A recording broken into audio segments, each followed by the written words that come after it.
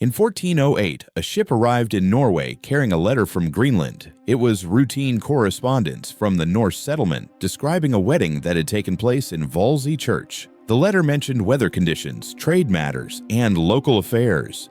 Nothing in it suggested anything unusual. It was the last communication Europe would ever receive from the Greenland Norse colony.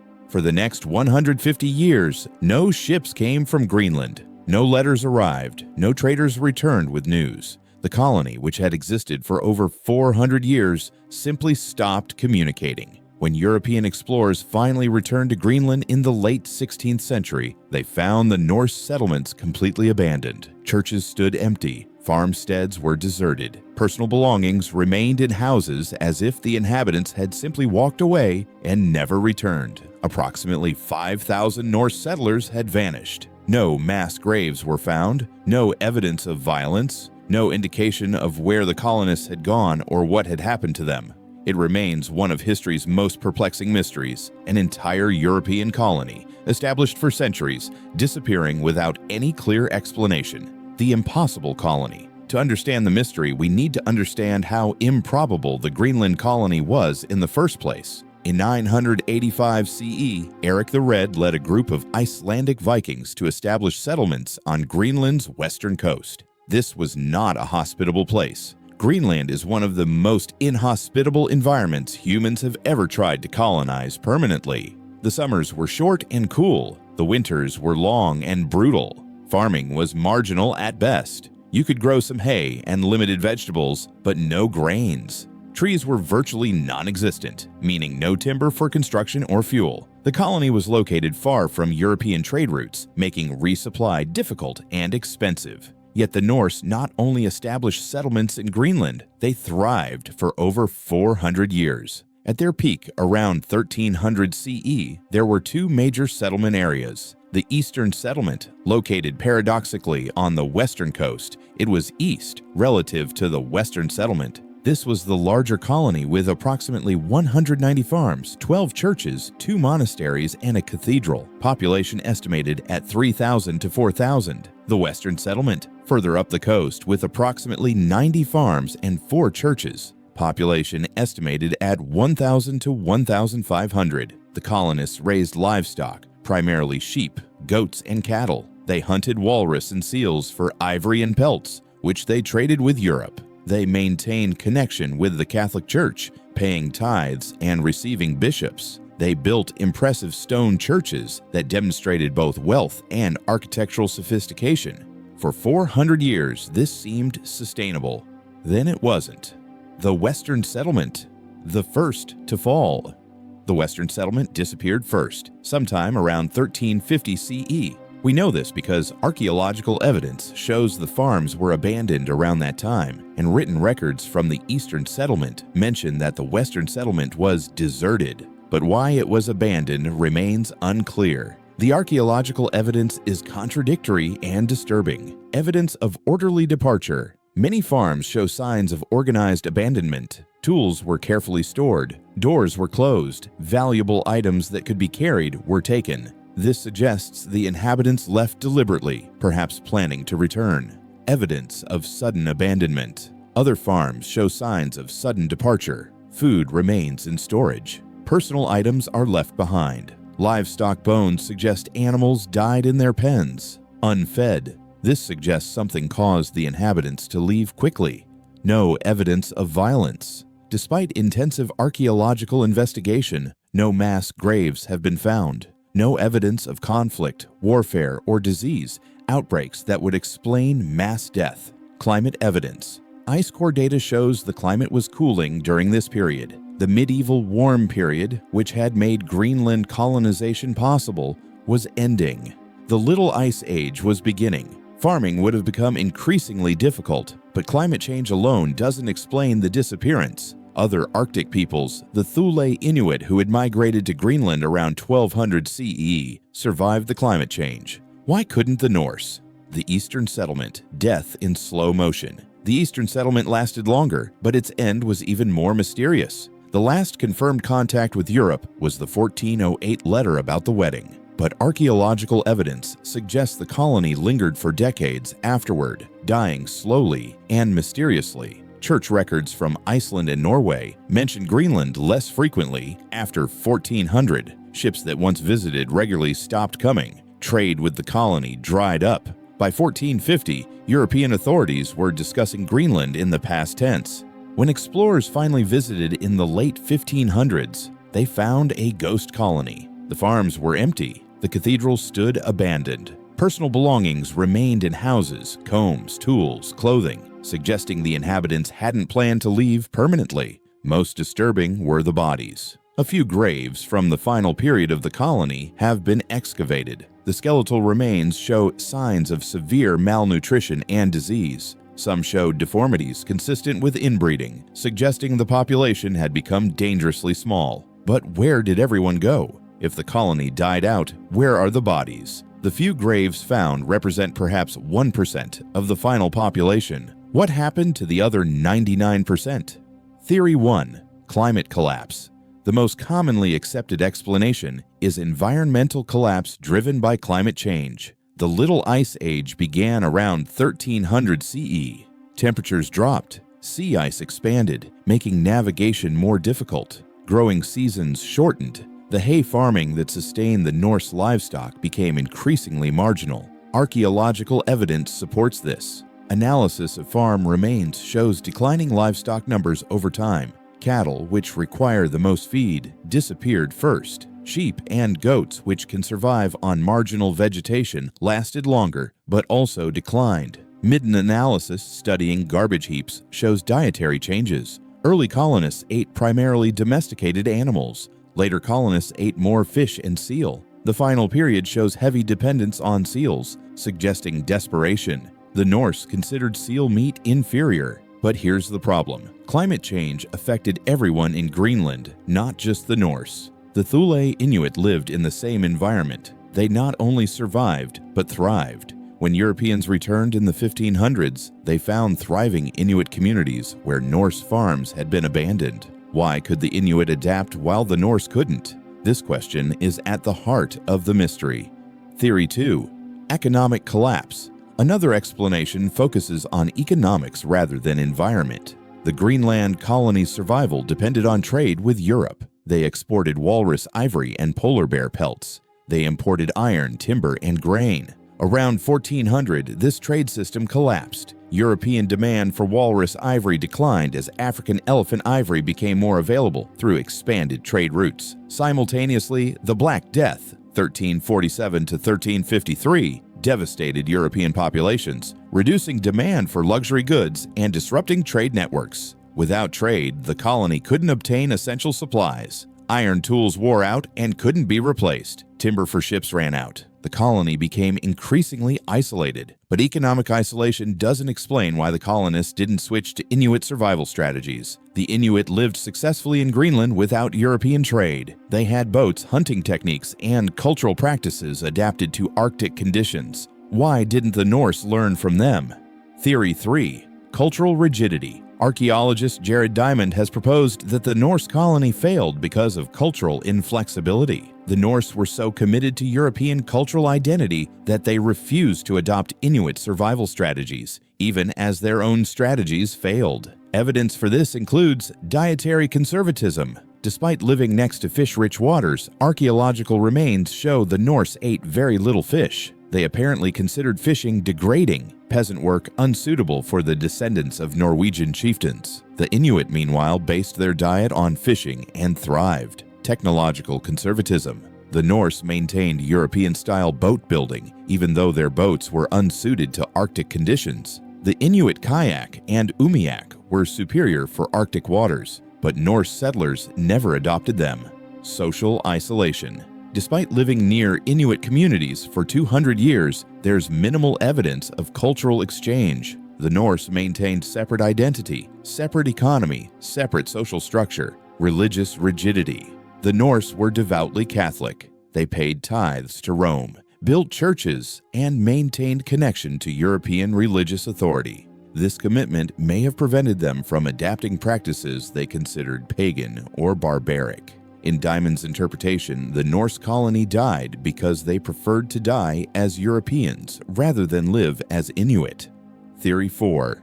Inuit conflict. A more controversial theory suggests the colony was destroyed by conflict with Inuit peoples. Norse sagas mention conflict with Skraelings, the Norse term for indigenous peoples. Some accounts describe raids and violence, but archaeological evidence for large-scale warfare is absent. No massacre sites, no destroyed fortifications, no burned settlements. If the Inuit had violently displaced the Norse, we would expect to find evidence of conflict. Some researchers propose a different kind of conflict, economic competition. As Inuit populations grew and Norse populations declined, the Inuit may have simply outcompeted the Norse for hunting territories. The Norse, with their rigid economic system based on livestock, couldn't compete with the more flexible Inuit economy. This could explain the disappearance without requiring violence. The Norse, unable to sustain their population, might have gradually abandoned settlements and either integrated into Inuit society or attempted to return to Europe. Modern archaeology has revealed fascinating details about the colony's final years. The evidence is often contradictory, suggesting the collapse was complex rather than caused by a single factor: declining body size. Skeletal analysis shows Norse settlers became progressively shorter over generations. This indicates chronic malnutrition. The last generation was significantly smaller than the first, suggesting the food situation was deteriorating. Disease evidence. Some skeletal remains show signs of diseases associated with malnutrition and stress. Tuberculosis, osteoporosis, and dental problems indicating vitamin deficiencies. Inbreeding signs. Genetic analysis of late-period remains suggests a small, isolated population. The colony had become too small to maintain genetic diversity, leading to health problems from inbreeding. Climate adaptation failure. Excavated farms show the Norse never adapted their farming practices to cooling climate. They continued trying to farm in European styles, even as conditions made this increasingly impossible. Trade goods decline. Archaeological layers show steadily declining quantities of imported European goods. The last layers contain almost no imports, suggesting trade had ceased. Luxury items remain. Interestingly, some abandoned farms still contained valuable items: silver, jewelry, and imported goods. If the inhabitants had planned to leave permanently, why leave valuables behind? The bodies question. Perhaps the most troubling aspect of the mystery is the scarcity of bodies. If 5,000 people died in Greenland, where are they? Some possibilities: burial at sea. Norse tradition included sea burial for some individuals. If the colony decided to return to Europe and perished at sea, there would be no bodies in Greenland. Unmarked graves. Perhaps in the chaos of the collapse, proper Christian burial was abandoned. Unmarked graves in permafrost would be difficult to locate archaeologically. Incomplete excavation. Greenland is vast. Perhaps mass graves exist but haven't been found. Most archaeological work has focused on settlement sites, not potential burial areas.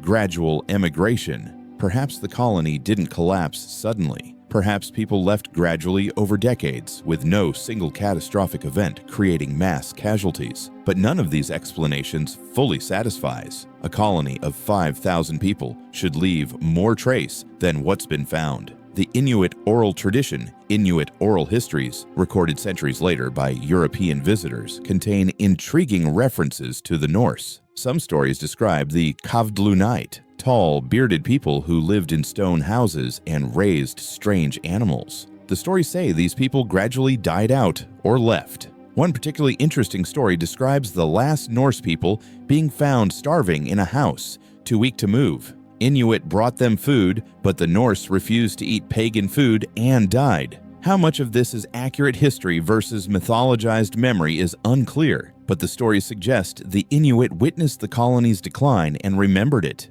Theory 5. The escape attempt. A minority theory proposes that the colony didn't die in Greenland at all. Instead, faced with impossible conditions, they attempted to return to Iceland or Norway. Evidence for this includes ships. Church records indicate that ships from Greenland continued arriving in Iceland sporadically after 1408, though with decreasing frequency. The last confirmed Greenland ship reached Iceland in 1410. Abandoned valuables. If the colonists were evacuating, They would prioritize survival supplies over luxury goods, explaining why valuables were left behind. No bodies. If most colonists died at sea attempting to reach Iceland, there would be no bodies in Greenland. But this theory has problems. To evacuate 5,000 people would require many ships over many years. Such a large-scale evacuation would be documented in Iceland or Norway. Yet European records mention no mass arrival of Greenlandic refugees.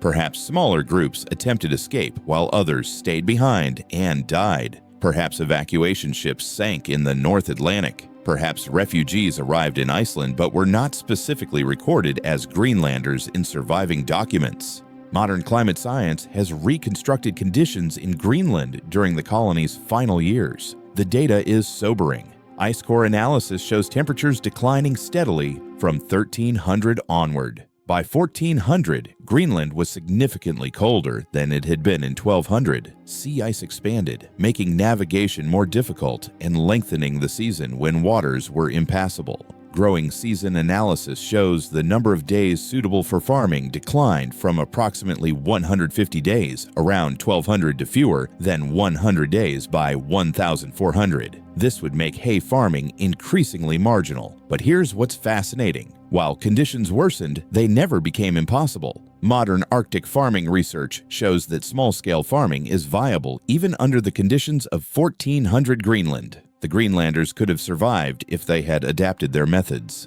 The Inuit certainly managed. They lived through the same climate changes. Their population expanded during the Little Ice Age, while the Norse declined. This suggests the Norse collapse wasn't purely environmental. It was a failure to adapt. The question is why? The cultural identity problem. Several historians have argued that the core issue was identity. The Greenland Norse saw themselves as Europeans, specifically as Norwegians temporarily living in Greenland. They maintained this identity for 400 years, despite being thousands of miles from Europe. This identity had costs. It required maintaining European-style farming, European-style housing, European-style social structures, and Catholic religious practices. These requirements worked in the medieval warm period, but became unsustainable in the Little Ice Age. To survive, the Norse would have needed to abandon European identity and adopt Inuit practices, but this may have been psychologically impossible. They would rather die as Europeans than live as Inuit.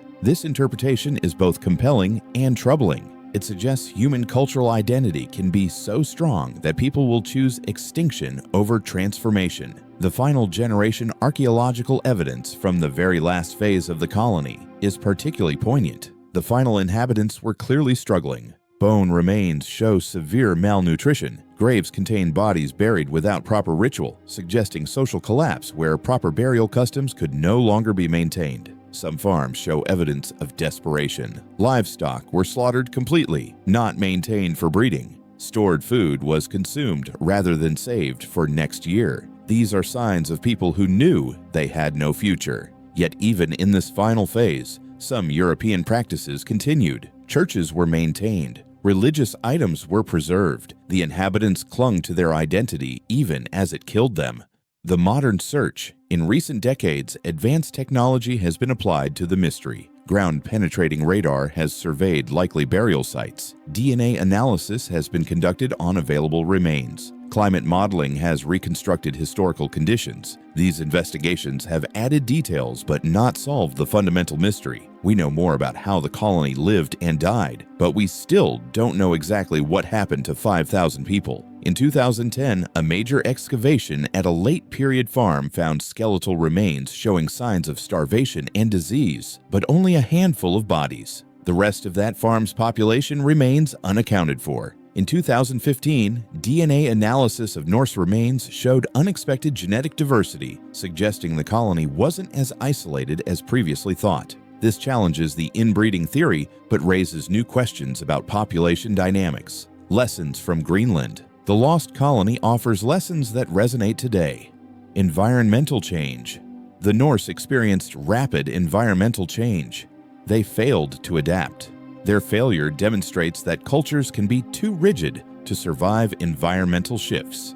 Cultural flexibility. The Inuit survived the same changes because they were culturally flexible. They adapted their practices to conditions. Cultural flexibility proved more valuable than technological sophistication. Trade dependence. The Norse colony depended on European trade. When that trade collapsed, they couldn't survive independently. This demonstrates risks of economic dependence on distant partners. Identity cost. The Norse commitment to European identity prevented adaptation. This shows that cultural identity, while valuable, can become maladaptive. These lessons aren't just historical curiosities. They're relevant to modern questions about climate change, cultural adaptation, and sustainability. Today, you can visit the ruins of Hvalsey Church, where the last recorded wedding took place in 1408. The church walls still stand, solid stone construction that has endured 600 years. Inside, you can see where the altar stood, where the congregation sat, where the last Norse Greenlanders prayed. The silence is profound. Wind from the Arctic Ocean whistles through empty windows. Grass grows where wooden floors once creaked under the feet of farmers and merchants and priests who believed their colony would last forever. Outside, you can see the remains of farms. Stone foundations outline where houses stood. You can trace property boundaries, identify livestock pens, see where gardens once grew. But the people are gone, vanished, without clear explanation, without final words, without graves. 5,000 people lived here, built lives, raised children, survived in one of the harshest environments humans have ever tried to colonize. For 400 years, they endured. Then they were gone. Some died here, certainly. Some perhaps fled and died at sea. Some possibly integrated into Inuit society and lost their Norse identity. Some perhaps reached Iceland or Norway and vanished into European populations. But we don't know. The evidence is fragmentary. The mystery endures. The Greenland Norse colony stands as a warning from history. It demonstrates that human settlements, however established, however confident, are ultimately fragile. Environmental change, economic disruption, and cultural rigidity can combine to destroy societies that seemed permanent. The Norse who established Greenland were tough, capable people. They survived in conditions most modern people would find impossible. They built churches and farms in the Arctic. They maintained connection to Europe across thousands of miles of stormy ocean. Yet they failed, and their failure suggests that toughness isn't enough. That capability isn't sufficient. That connection to distant powers cannot substitute for local adaptation. The Inuit, with simpler technology but better adaptation, survived. The Norse, with European technology and cultural confidence, disappeared. The lesson is clear, though uncomfortable. In a changing world, the most important survival trait isn't strength or technology. It's flexibility. The Norse Greenlanders lacked flexibility. They couldn't or wouldn't adapt. And so they vanished, leaving only ruins and mysteries and warnings for those who come after. The last letter from Greenland described a wedding, a celebration, a joining of families, presumably with hope for the future. It's a poignant image, people celebrating even as their world was ending. Did they know? Did the wedding guests understand that their colony was dying? Did they realize they were the final generation of European presence in Greenland? Perhaps they did. Perhaps that's why they wrote to Europe. One last message, one last connection to the world they came from. One last affirmation that they existed, that they mattered, that they were Norwegian Christians in Greenland. Then silence. For 150 years, nothing. No letters, no ships, no word. Just empty farms and silent churches, and a mystery that has endured for 600 years. The Norse colony in Greenland vanished without a trace. Not literally. The ruins remain, the bones remain, the archaeological evidence remains. But the people themselves, their final fate, their last moments, their ending, those vanished and were left with questions. Questions about survival, about adaptation, about the cost of cultural identity, about what happens when human settlement encounters environmental limits. The Norse couldn't answer those questions. They tried and failed.